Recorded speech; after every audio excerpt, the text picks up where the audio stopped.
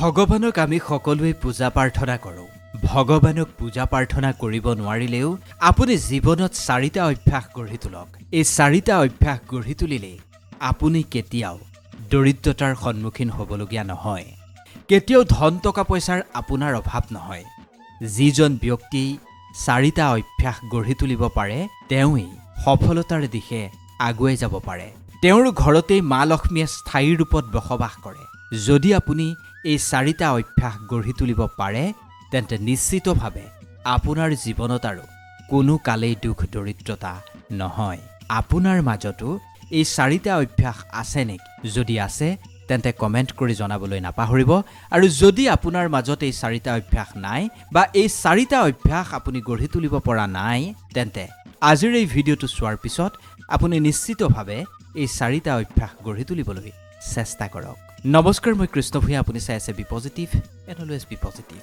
প্ৰিয় দৰ্শক, যিটো কাম বা যিটো কথা আমি বাৰে বাৰে কৰোঁ সেইটোকেই আমি অভ্যাস বুলি কওঁ। অভ্যাসো মানুহৰ 2 ধৰণৰ থাকে, ভাল আৰু বেয়া। আমাৰ অভ্যাসে আমাৰ স্বাস্থ্য, ব্যক্তিত্ব, আচাৰ ব্যৱহাৰ, খোৱা বোৱা ইত্যাদিত গভীৰ প্ৰভাৱ পেলায়। কেৱল সিমানেই নহয়, আমাৰ অভ্যাসৰ দ্বাৰা ভাগ্যও প্ৰভাৱিত হয়। যদি আমাৰ অভ্যাস ভাল হয় তেন্তে নিশ্চিত ৰূপত আমাৰ উন্নতি হ'বই আৰু আমাৰ জীৱনৰ ওপৰতো ইয়াৰ ইতিবাচক প্ৰভাৱ পৰিব। আৰু ইয়াৰ বিপৰীতে হ'ল বেয়া অভ্যাস, বদ অভ্যাস। যদি বদ অভ্যাস আমাৰ জীৱনত পৰে তেন্তে ই আমাৰ জীৱনত বহুত বেয়া প্ৰভাৱ পেলাব। আমি সকলোৱে আমাৰ আৰাধ্য দেৱী দেৱতাৰ মন পুতি পূজা প্ৰাৰ্থনা কৰোঁ। চেষ্টা কৰোঁ আমাৰ আৰাধ্য দেৱী দেৱতাক পাৰ্যমানে সন্তুষ্ট কৰিবলৈ। তেনেকৈয়ে আমি সকলোৱে আমাৰ ভগৱানৰ পৰা আমি কৃপা লাভৰ কামনা কৰোঁ আৰু ইয়াৰ বাবে সকলো সম্ভৱ প্ৰয়াস আমি কৰোঁৱেই। কিন্তু আজিকালি ব্যস্ততাপূৰ্ণ জীৱনত লাখ চেষ্টা কৰাৰ পিছতো আমি পূজা প্ৰাৰ্থনাৰ বাবে বহুত বেছি সময় উলিয়াব নোৱাৰোঁ আৰু এই কথাটোতেই আমাৰ দুখ থাকে। ভগৱানৰ বাবে আমি বেছি সময় উলিয়াব নোৱাৰাটোৱে আমাৰ মনটোকো অশান্তি কৰি ৰাখে। কিন্তু আপুনি কেতিয়াও হতাশ নহ'ব, কাৰণ মাত্ৰাধিক পূজা পাঠ কৰিলেই যে ভগৱান সন্তুষ্ট হ'ব বা কিবা এক বস্তু ত্যাগ কৰিলেই যে ভগৱান প্ৰসন্ন হ'ব তেনেকুৱা কোনো কথা নাই। ইয়াৰ বিপৰীতে আমাৰ ভাল আচৰণ, শুদ্ধ পথেৰে আমি গ'লেহে বা ভাল কাম কৰিলেহে ভগৱান খুব সোনকালেই প্ৰসন্ন হয়। যদি আমি এটা পবিত্ৰ মনেৰে ভগৱানক একেবাৰে ওচৰৰ পৰা অনুভৱ কৰোঁ বা ভগৱানক খুব সমীপৰ পৰাই আপুনি অনুভৱ কৰিব বিচাৰে তেন্তে আপোনাৰ দৈনন্দিন জীৱন প্ৰণালীত কিছু পৰিৱৰ্তন আপুনি অনাটো অত্যন্ত জৰুৰী। আৰু এনে কিছুমান ভাল অভ্যাস আছে যিটো আপুনি আপোনাৰ জীৱনৰ অংগ কৰি লোৱাটো খুবেই জৰুৰী। এনেকুৱা কৰিলে আপুনি আপোনাৰ আৰাধ্য দেৱতাক প্ৰসন্ন কৰি ৰাখিব পাৰিব। আৰু যেতিয়া ঈশ্বৰ আমাৰ দ্বাৰা প্ৰসন্ন হ'ব তেতিয়া আমাৰ জীৱন চাৰিওফালৰ পৰা সুখ শান্তিৰে ভৰি পৰিব। আমাৰ আৰ্থিক স্থিতি মজবুত হ'ব আৰু আমাৰ পাৰিবাৰিক জীৱন অত্যন্ত সুখময় হ'ব। পাৰিবাৰিক জীৱনৰ যিসমূহ সমস্যা আছে, অশান্তি আছে, সেয়া একেবাৰে দূৰ হৈ যাব। প্ৰিয় দৰ্শক, আজি আমি আপোনাক শাস্ত্ৰত উল্লেখিত কিছুমান অভ্যাসৰ বিষয়ে ক'ম, যিখিনি অভ্যাস যিকোনো এজন মানুহেই নিজৰ জীৱনত প্ৰয়োগ কৰিলে তেওঁ নিশ্চিতভাৱে ভগৱানৰ সন্ধান লাভ কৰি জীৱনটো সুখময় কৰি তুলিব পাৰিব। আপুনি পূজা প্ৰাৰ্থনা কৰক বা নকৰক, কিন্তু এই 4টা অভ্যাস যদি আপুনি জীৱনৰ অংশ কৰি লয় তেন্তে গেৰাণ্টি দি ক'ব পাৰোঁ আপোনাৰ উন্নতি নিশ্চিত। আহক জানি লওঁ কোনকেইটা অভ্যাস আপুনি আপোনাৰ জীৱনৰ অংশ কৰি লোৱা উচিত। ইয়াৰ পূৰ্বে আপুনি যদি আমাৰ চেনেলটোত নতুন তেন্তে অনুগ্ৰহ কৰি চেনেলটো ছাবস্ক্ৰাইব কৰি ল'ব আৰু আপোনাৰ মতামত কমেণ্টত জনাবলৈ নাপাহৰিব আৰু ভগৱানৰ নাম নিশ্চিতভাৱে কমেণ্টত লিখিব। তেতিয়া ভগৱানে আপোনাক চাৰিওফালৰ পৰাই মংগল কৰিব। ৰাতি যেতিয়া আপুনি শুব তেতিয়া আপুনি কিন্তু এবাৰো গম নাপায় পিছদিনা ৰাতিপুৱালৈ আপুনি জীয়াই থাকিবনে নাথাকে। যদি আপুনি স্বাস্থ্যৱান, আপোনাৰ কোনো অসুখ বিসুখ নাই, তেতিয়া হয়তো আপুনি ভাবিব পাৰে ঠিক আছে ৰাতিটো মই জীয়াই থাকিম, কিন্তু কাইলৈৰ দিনটো, আজি যেতিয়া আপুনি শুব কাইলৈৰ দিনটো আপোনাৰ ভালে কুশলে পাৰ হ'বনে নাই আপুনি ৰাতিয়ে জানিব জানো? নিশ্চিতভাৱে নাজানে।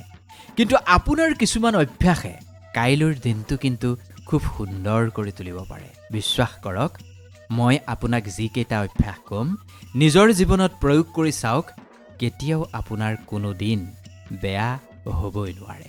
ৰাতিপুৱা শুই উঠিয়েই সেইবাবে সদায় আপুনি যিজন আৰাধ্য দেৱতাক স্মৰণ কৰে তেওঁক প্ৰথমে স্মৰণ কৰি ল'ব।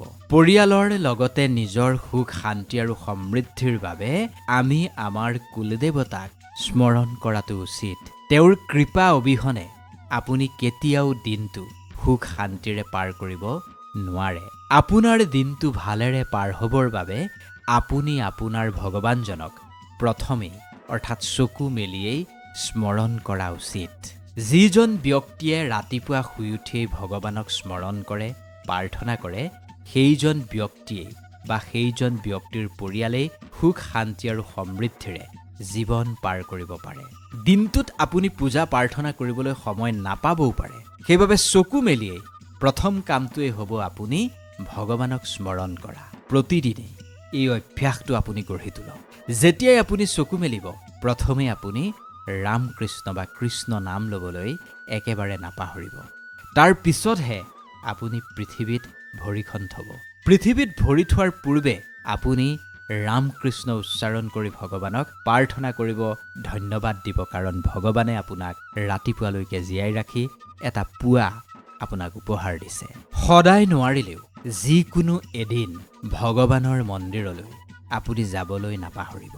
সপ্তাহত এদিন হ'লেও আপুনি ভগৱানৰ সন্মুখলৈ গৈ পূজা প্ৰাৰ্থনা কৰিবলৈ চেষ্টা কৰিব।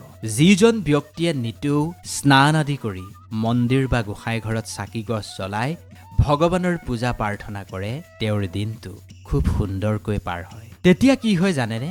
আপোনাৰ সকলো বিপদত ভগৱান আপোনাৰ লগত থাকিব। এতিয়া হয়তো আপুনি ক'ব পাৰে যে ভগৱানক ৰাতিপুৱাই পূজা প্ৰাৰ্থনা কৰিছিলোঁ, কিন্তু ভগৱানে দেখোন মোৰ লগত এনেকুৱা কৰিলে। চাওক, ভগৱানক আপুনি ৰাতিপুৱা পূজা প্ৰাৰ্থনা কৰিছে ঠিকেই। উদাহৰণস্বৰূপে ধৰি ল'লোঁ, যদু নামৰ যুৱকজনে ৰাতিপুৱা স্নান কৰি প্ৰতিদিনেই তেওঁ ভগৱানক পূজা প্ৰাৰ্থনা কৰে আৰু পূজা প্ৰাৰ্থনা কৰি তেওঁ সদায় কামলৈ ওলাই যায়। সেইদিনাও তেওঁ ৰাতিপুৱা ভগৱানক স্নান আদি কৰি পূজা প্ৰাৰ্থনা কৰিছিল, কিন্তু ঘৰৰ পৰা ওলাই যাওঁতেই এখন মটৰ চাইকেলেৰে তেওঁক পিছফালৰ পৰা খুন্দা মাৰে আৰু তেওঁৰ এখন ভৰি আঘাতপ্ৰাপ্ত হয়। এতিয়া তেওঁ যদি ভাবে যে ভগৱানক পূজা প্ৰাৰ্থনা কৰিয়েইতো মই ওলাই আহিছিলোঁ, ভগৱানে দেখোন মোৰ এখন ভৰিত আঘাতহে দিলে। যদি তেনেকৈ আপুনি ভাবে, এয়া আপোনাৰ ভুল হ'ব। আচলতে কথাটো তেনেকুৱা নহয়। সেই যদু নামৰ যুৱকজনৰ কপালত চাগে সেইদিনা বেলেগ ডাঙৰ কিবা এটা লিখা আছিল, কিন্তু তেওঁ যে ভগৱানক পূজা প্ৰাৰ্থনা কৰি ওলাই গ'ল, সেইবাবে সেই ডাঙৰ বিপদটো সামান্য এক আঘাতলৈ সলনি হৈ গ'ল। এইটোৱেই বাস্তৱ সত্য। এনেকুৱা বহু উদাহৰণ মই মোৰ আগৰ ভিডিঅ'সমূহতো দিছোঁ। আমি অজ্ঞানতাৰ বাবে ভগৱানৰ মহিমা বুজি নাপাওঁ, যাৰ বাবে আমি অকণমান দুখ পালেই ভগৱানক দোষাৰোপ কৰোঁ।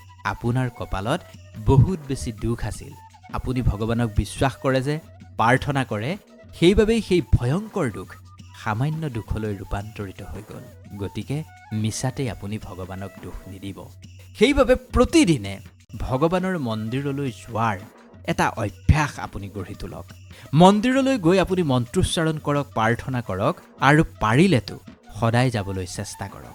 যিজন ব্যক্তিয়ে প্ৰতিদিনে পুৱা আৰু সন্ধিয়া ভগৱানক স্মৰণ কৰে তেওঁৰ লগত কোনো বিপদ হ'বই নোৱাৰে। তেওঁৰ জীৱনলৈ বিপদ বিঘিনি আহিব পাৰে, কিন্তু প্ৰতিটো বিপদ বিঘিনিত তেওঁক ভগৱানে থাপ মাৰি ধৰিবই। এয়া 100% গেৰাণ্টি। এবাৰ চকুহাল মুদি শ্ৰীমন নাৰায়ণ বুলি উচ্চাৰণ কৰিব, ভগৱানে আপোনাক থাপ মাৰি ধৰিবই। সেইবাবেই কৈছোঁ, যদি আপোনাৰ ঘৰত মন্দিৰ আছে বা মন্দিৰো যদি নাই, বা ঘৰৰ সন্মুখত যদি এটা তুলসী ভেটি আছে, তাত এগছ হ'লেও আপুনি চাকি জ্বলাব। এই অভ্যাসটো আপুনি আপোনাৰ জীৱনতো গঢ়ি তোলক আৰু আপোনাৰ পৰিয়াল আত্মীয় স্বজনৰ মাজতো এই অভ্যাস গঢ়ি তোলক, কাৰণ ভগৱানৰ আশীৰ্বাদ অবিহনে আপুনি জীৱনত কেতিয়াও আগুৱাব নোৱাৰে। ইয়াৰ পিছত আৰু এটা অভ্যাস আপুনি গঢ়ি তুলিব লাগিব। শাস্ত্ৰই কৈছে, ৰাতিপুৱা শুই উঠি স্নান নকৰাকে কেতিয়াও পাকঘৰত সোমাব নালাগে। পাকঘৰত মা অন্নপূৰ্ণাই বাস কৰে, সেইবাবে পাকঘৰটোক সদায় মন্দিৰ জ্ঞান কৰিব লাগে। মন্দিৰত যেনেকৈ আপুনি স্নান নকৰাকৈ প্ৰৱেশ নকৰে তেনেকৈ আপুনি পাকঘৰত স্নান নকৰাকৈ প্ৰৱেশ নকৰিব। সেইবাবে নিত্য কৰ্ম নিবৃত হৈ সম্পূৰ্ণ পবিত্ৰতাৰে হাত মুখ শৰীৰ ধুই আপুনি পাকঘৰত প্ৰৱেশ কৰিব।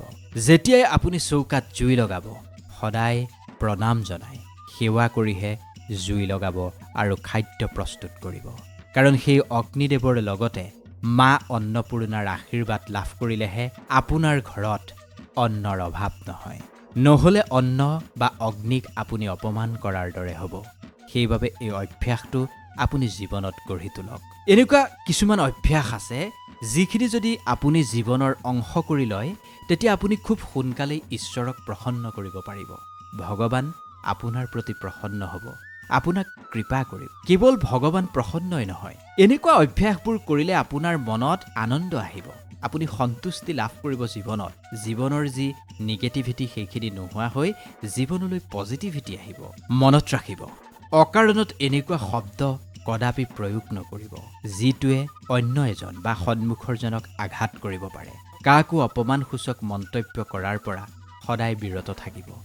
বয়োজ্যেষ্ঠজনক, আপোনাতকৈ যিজন বয়সত ডাঙৰ তেওঁক কেতিয়াও অপশব্দ প্ৰয়োগ নকৰিব। মহিলাৰ সুৰক্ষা আৰু সন্মানৰ প্ৰতি সদায় গুৰুত্ব দিব। অসহায়জনক, নিৰীহজনক যথাসম্ভৱ সহায় কৰিব। পশুপক্ষীক কেতিয়াও অত্যাচাৰ নকৰিব। পশুপক্ষীৰ প্ৰতি সদায় দয়াশীল হ'ব। আপোনাৰ দুৱাৰমুখলৈ ভিক্ষাৰ পাত্ৰলৈ অহাজনক কেতিয়াও আপুনি বিমুখ হৈ উভতি যাবলৈ নিদিব। ভোকাতুৰজনক পেট ভৰাই সদায় ভোজন কৰিব। কেৱল সেয়া যে মানুহৰ ক্ষেত্ৰত তেনেকুৱা নহয়, জীৱ জন্তু পশুপক্ষীৰ ক্ষেত্ৰতো এই অভ্যাসটো আপুনি গঢ়ি তুলিব। এনেকুৱা অভ্যাসৰ লোকৰ প্ৰতিয়েই ভগৱান শ্ৰীকৃষ্ণ খুব সোনকালেই সদয় হয়। মানুহে খোজকাঢ়োতে সদায় এটা কথাই মনত ৰাখিব লাগে, যাতে তেওঁৰ খোজত কোনো নিৰপৰাধী জীৱ জন্তুৰ যাতে মৃত্যু নহয়। যেতিয়া আপুনি ঘৰৰ পৰা বাহিৰলৈ ওলাব তেতিয়া ভগৱানৰ নাম ল'ব আৰু প্ৰতিটো খোজ পেলোৱাৰ সময়ত মাটিত এবাৰ হ'লেও চাব। সৰু কীট পতংগও যদি আপোনাৰ খোজত মৃত্যু হৈছে তেন্তে এয়া উচিত নহয়। যি মনুষ্যৰে এই অভ্যাস আছে সেই মনুষ্য ভগৱানৰ অধিক প্ৰিয় হৈ পৰে। সেই মনুষ্যক হেনো আকাশৰ দেৱতায়ো হাত জোৰ কৰি প্ৰণাম জনায়। আৰু এনেকুৱা মানুহেই জীৱনত বহুত বেছি উন্নতি কৰিব পাৰে আৰু কেতিয়াও এনেকুৱা মানুহৰ জীৱনলৈ দুখ দৰিদ্ৰতা নাহে বা দুখ দৰিদ্ৰতাই স্পৰ্শ কৰিব নোৱাৰে। এই অভ্যাসখিনি আপুনি গঢ়ি তুলিলেই আপুনি জীৱনত খুব সহজেই ভগৱানক লগ পাব পাৰিব, ভগৱানৰ দৰ্শন পাব। ভগৱানে আপোনাক প্ৰতিটো খোজতেই সহায় কৰিব, ভগৱানে আপোনাৰ মংগল কৰিব। মনত ৰাখিব, ভগৱানক সন্তুষ্ট নকৰাকৈ আপুনি কোনো কাৰ্যত সফল হ'ব নোৱাৰে। ভগৱানৰ কৃপা অবিহনে আপুনি কোনো কাৰ্যত কৃতকাৰ্য নহয়। সেইবাবে ভগৱানক খুব সহজতেই প্ৰসন্ন কৰিবলৈ আজিয়েই এই অভ্যাসকেইটা নিজৰ মাজত গঢ়ি তোলক। ভিডিঅ'টো যদি ভাল লাগিল অনুগ্ৰহ কৰি লাইক কৰিব, কমেণ্ট কৰিব, শ্বেয়াৰ কৰিব আৰু চেনেলটো ছাবস্ক্ৰাইব কৰি দিবলৈ নাপাহৰিব। ধন্যবাদ।